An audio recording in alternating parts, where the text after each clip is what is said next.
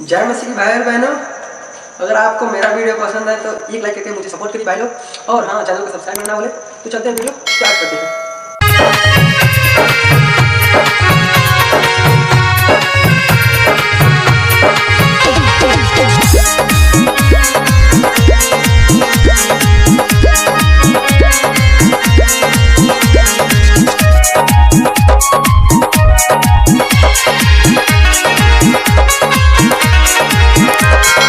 हमनी के खातिर प्रभु यीशु दिल बलिदानवा रे जा,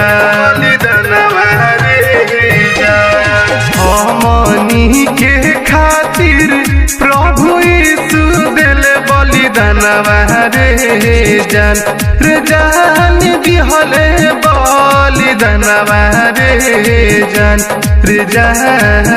कर प्रभु यीशु के भजनवा रे जान रोज पढ़ा बाइबल के वचनवा रे जान।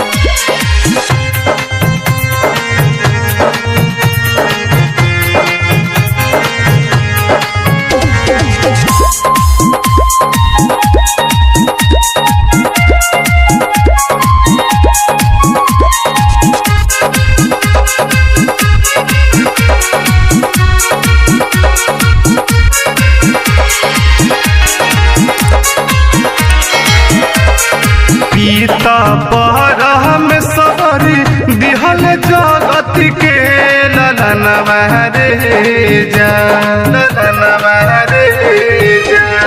पिता परम सबर दिहल जगत के ललनवा रे जान जगत के ललनवा रे जान माता मरियम के घर लिहल जनमवा रे जान कल प्रभु यीशु के भजनवा रे जान।